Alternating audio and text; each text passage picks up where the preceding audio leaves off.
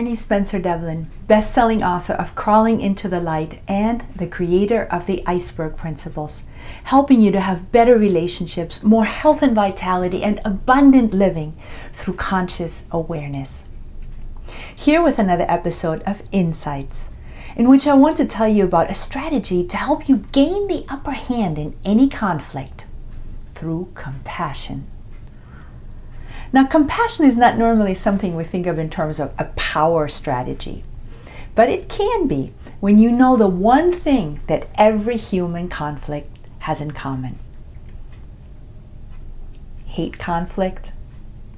Would you rather run to the ends of the earth than have a confrontation with somebody? Have you ever subverted your own needs just to keep the peace and avoid strife? Then here's a surefire strategy to help you find the courage to face an unpleasant situation, make yourself heard, and best of all, return peace and harmony to a difficult situation. Have you ever found yourself in conflict? What a question. Of course you have. We all have. And it's not fun. Your blood pressure goes up, your heart thumps in your chest as if it's going to explode. You're even shaking a little. What you're feeling is called fight or flight response. You can't help it. It's a reaction driven by instinct whenever you feel threatened in some way. Feeling threatened means you sense you are in danger. And in this case, the danger arises from the person with whom you are in conflict.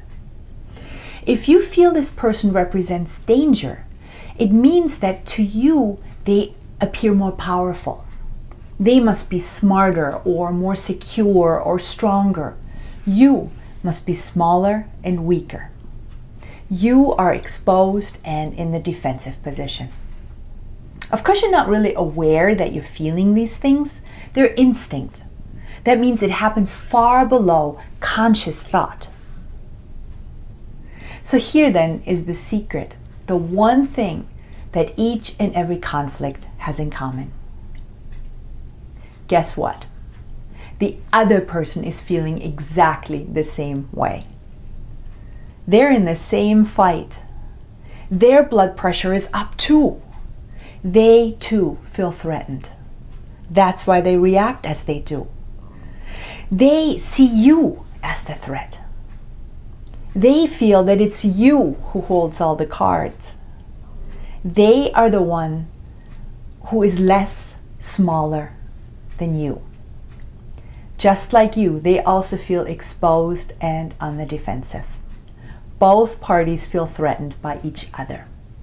Because this is what life looks like from the point of view of the ego. See, the ego's function is to keep you safe. So while both of you are arguing, both egos are busy running subroutines of threat assessment.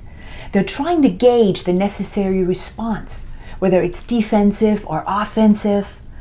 See, because to the ego, every conflict carries the possibility of life or death situation. Every situation is a potential DEFCON 5. But there is a simple solution when you know the truth. The iceberg principles provide a wonderful illustration. You are much like an iceberg, in that only a small portion of whom you are is visible. There's so much more to you than meets the eye. Let me explain what I mean. You have a body, but you're not that body. Much like you have a car, but you're not your car. And just like your car has a computer that runs it, you have a brain with its sentient application called the ego. The ego is there to help you navigate this physical world. But it's not who you are. Your physical DNA describes you, but it's only about 4% of you. Your physicality is not what defines who you are. What defines you is your character, your personality, your talents, your strengths. But all those things are not visible to the eye, yet they make up the real you. That's the part that makes up the other 96% of you. Only a tiny part of you is physical. Most of you is consciousness. And when you become aware of yourself as consciousness, you move into your true power. You're no longer caught in the tunnel vision of egoic thinking. You realize that you are never in any real danger because consciousness cannot be harmed. You realize that everything happens for a wonderful reason, and there are no accidents, and so something wonderful will come even from this argument. You don't have to listen to that voice in your head anymore. And now you can offer compassion to the other person because you remember what it felt like when you were caught in ego, when you felt exposed to threat and danger. Now you can clearly observe the reactions of fear and defensiveness in the other person.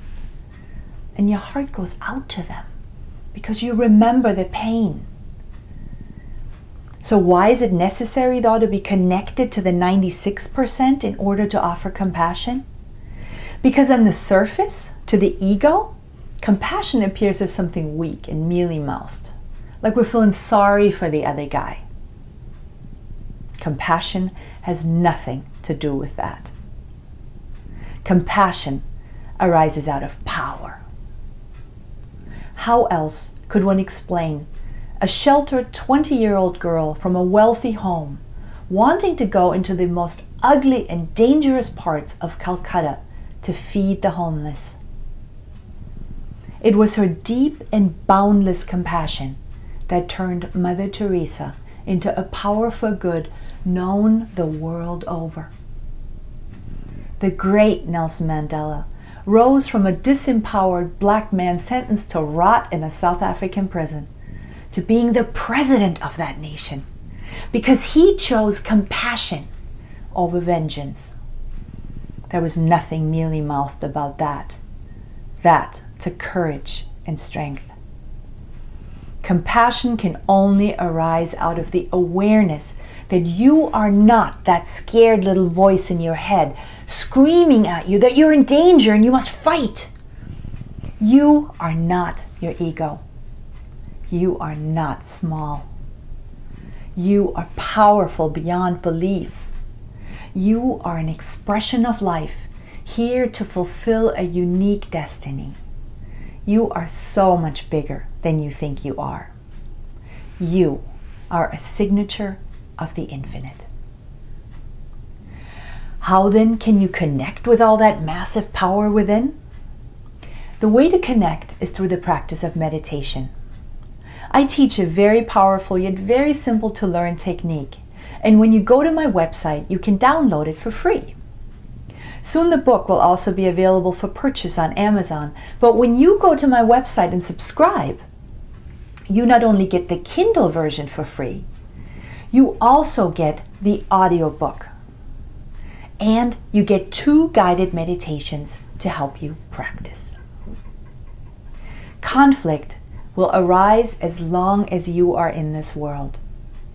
Learning a strategy to help you keep your sanity in the midst of insanity, making your voice heard and sowing peace and harmony is worthy of your time and attention. The results will change your life forever. That's it for this episode of Insights. If you found this helpful, then please like it, share it, tweet it. It's very important. And most of all, share your comments below. And keep letting me know what subjects are most important to you so that I can address them in future episodes of Insights. As always, thanks for watching, and I will see you soon.